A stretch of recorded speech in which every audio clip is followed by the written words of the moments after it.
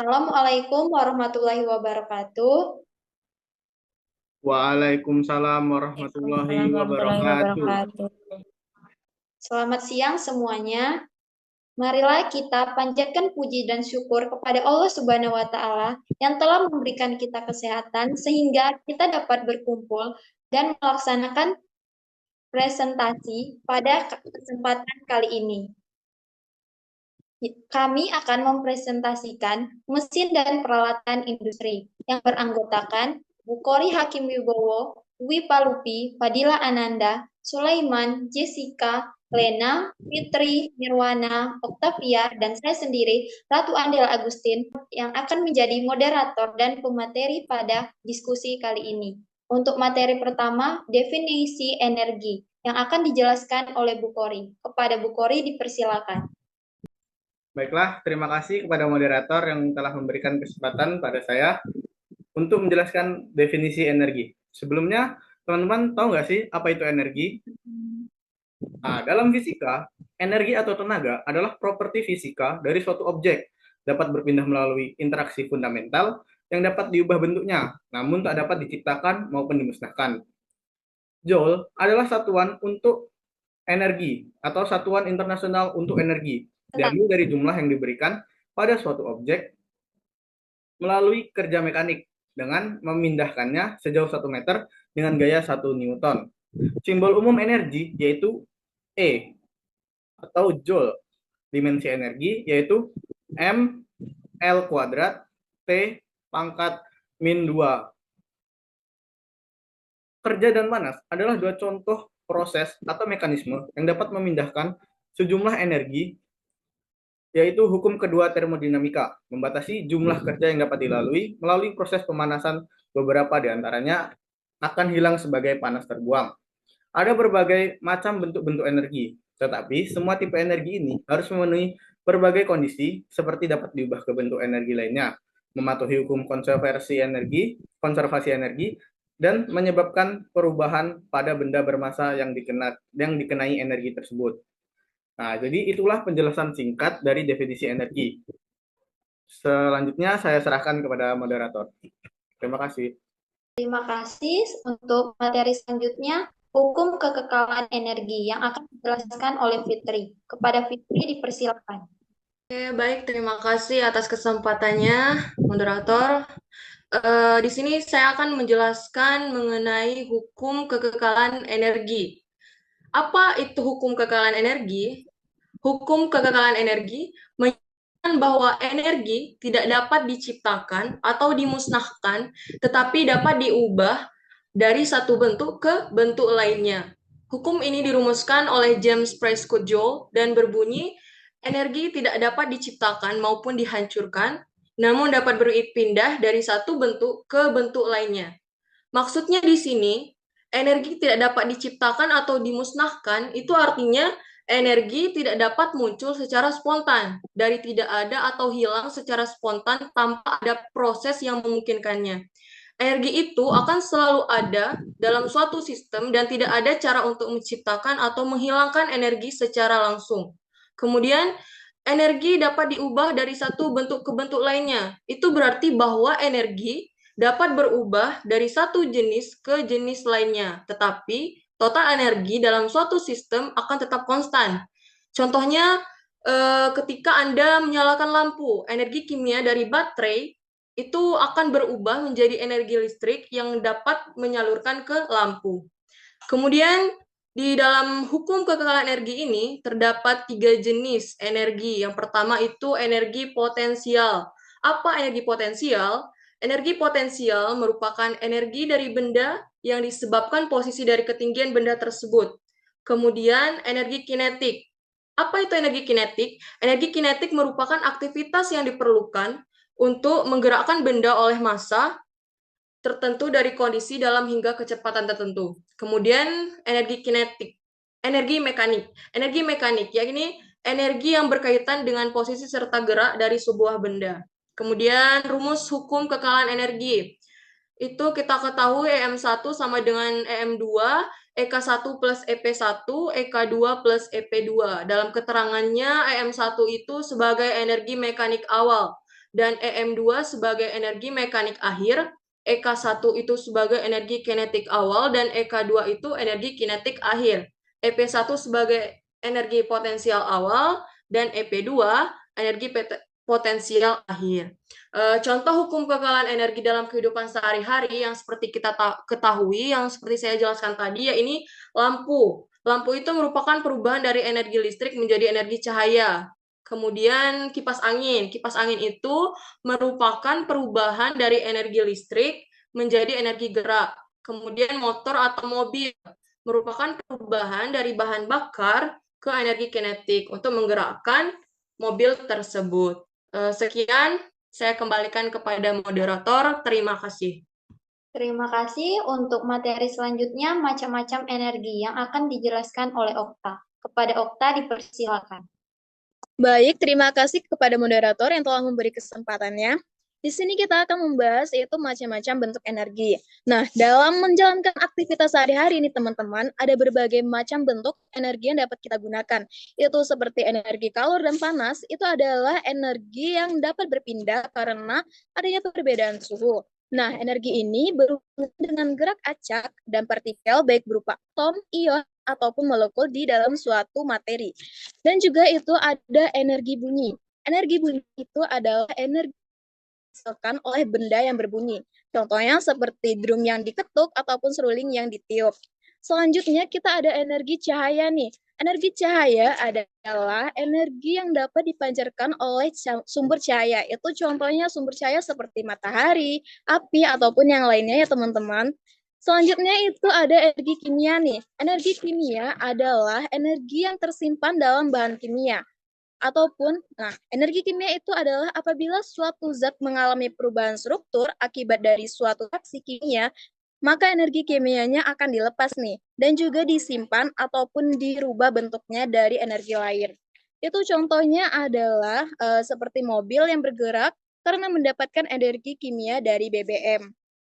Selanjutnya itu adalah energi potensial dan energi kinetik. Nah, energi tersebut kita peroleh dari sumber-sumber energi yang ada di sekitar kita ya teman-teman. Sumber energi yang diperlukan manusia berasal dari makanan yang kita makan. Selain itu, banyak sumber energi lainnya seperti matahari, listrik, dan lain-lain. Aplikasi energi dalam kehidupan juga dapat ditemukan di dalam kendaraan bermotor nih teman-teman. Kendaraannya seperti mobil, motor ya. Kendaraan ini dapat bergerak karena adanya perubahan energi yang dihasilkan dari reaksi kimia yang berasal dari bahan bakar seperti bensin ataupun solar. Nah, mesin ini dapat bergerak atau mesin ini dapat mengubah energi kimia dari pembakaran bahan bakar yang terjadi secara terus-menerus dan berulang. Nah, energi ini diubah menjadi energi kinetik. Nah, energi kinetik inilah yang akan menggerakkan mobil. Oke, sekian dari saya. Terima kasih. Saya kembalikan kepada moderator. Terima kasih. Untuk materi selanjutnya, apa itu mesin yang akan dijelaskan oleh Nirwana? Kepada Nirwana dipersilakan. Baiklah, terima kasih kepada moderator. Di sini saya menjelaskan apa itu mesin. Mesin atau pesawat adalah suatu alat atau peralatan yang dikerjakan didasarkan kepada perubahan dua bentuk energi pada suatu sistem tertentu. Adapun bentuk energi yang umum diubah pada mesin ialah energi mekanik atau energi listrik. Tujuan pengubahan energi pada mesin adalah untuk mempermudahkan pekerjaan manusia. Mesin juga suatu peralatan yang digerakkan oleh suatu kekuatan atau tenaga yang diperlukan untuk membantu manusia dalam mengerjakan produk atau bagian-bagian produk tertentu. Terima kasih. Baiklah, materi selanjutnya sejarah mesin yang akan dijelaskan oleh Dwi Palupi dan Jessica. Kepada Dwi, persilakan. Baiklah, terima kasih moderator. Kali ini saya akan menjelaskan tentang sejarah mesin. Sejarah mesin dimulai jauh sebelum manusia menciptakan teknologi modern. Mesin telah ada setelah ribuan tahun dengan mesin-mesin awal yang dibuat oleh Mesir kuno dan Yunani kuno. Namun, mesin modern pertama yang diketahui adalah mesin uap yang dikembangkan oleh James Watt pada awal abad ke-18. Mesin uap menggunakan uap untuk menggerakkan piston yang pada gilirannya menggerakkan roda dan memungkinkan mesin untuk menghasilkan mekanis. Penjelasan berikutnya akan dijelaskan oleh Jessica. Terima kasih. Baiklah, saya akan melanjutkan yang telah dijelaskan dulu. Selama abad ke-19 dan 20, mesin-mesin baru dikembangkan, termasuk mesin-mesin yang menggunakan tenaga listrik. Seperti mesin listrik, mesin ini lebih efisien dan lebih mudah dikendalikan daripada mesin uap saat ini. Mesin-mesin terus mengalami inovasi dan pengembangan, dan mereka digunakan dalam berbagai aplikasi, termasuk manufaktur, transportasi, dan ilmu pengetahuan. Baiklah, sekian dari saya. Terima kasih. Saya kembalikan kepada moderator.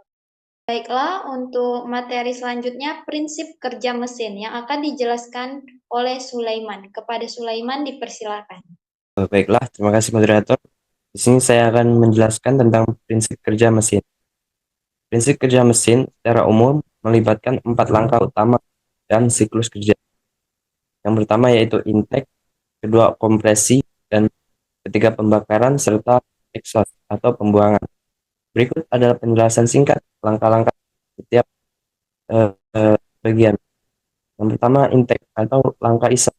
Pada tahap ini piston turun dan klep isap terbuka, memungkinkan campuran udara dan bahan bakar masuk ke dalam silinder. Kemudian yang kedua adalah kompresi. Kompresi itu yaitu ketika piston naik dan klep isap tertutup, meningkatkan tekanan campuran udara dan bahan bakar di dalam silinder. Pembakaran dan yang ketiga ada pembakaran. Langkah kerja pembakaran yaitu ketika busi menyala maka menyebabkan campuran udara dan bahan bakar terbakar yang menghasilkan ledakan yang membuat piston turun dan menghasilkan tenaga. Dan terakhir ada exhaust atau pembuangan. Langkahnya yaitu piston naik lagi dan klep buang terbuka, memungkinkan gas hasil pembakaran keluar dan hasil silinder melalui knalpot.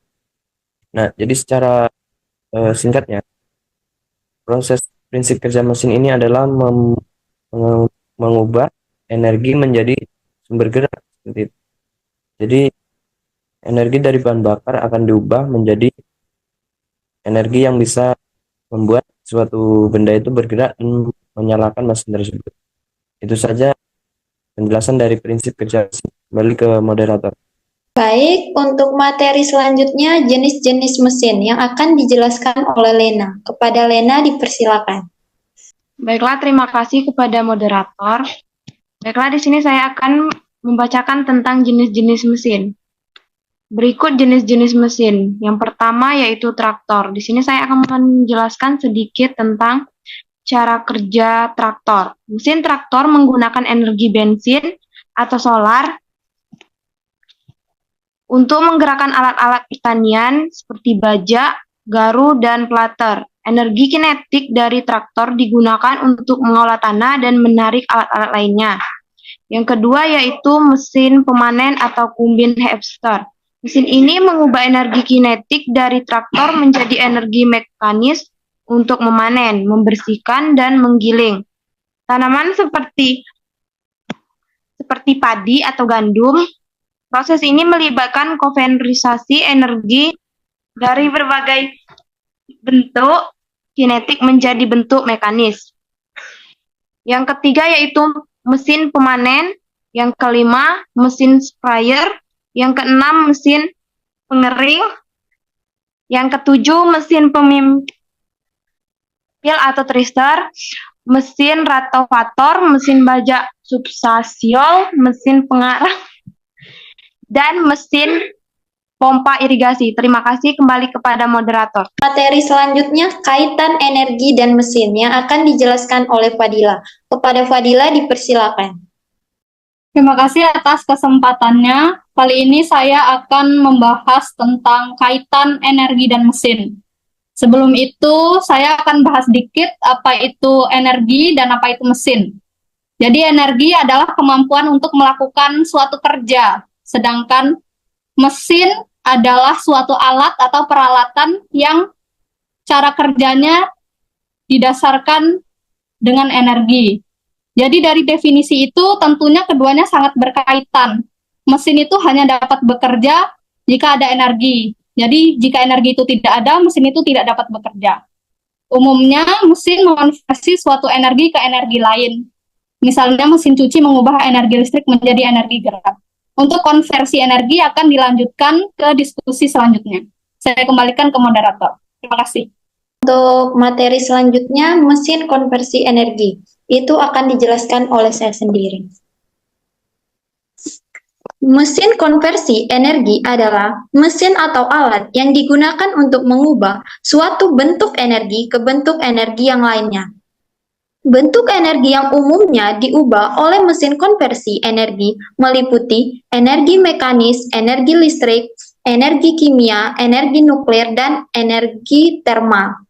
Mesin konversi energi terbagi menjadi dua jenis, yaitu mesin konversi energi konvensional dan mesin konversi energi non-konvensional. Tiap mesin konversi energi menghasilkan perubahan energi dengan batasan-batasan perubahan tertentu.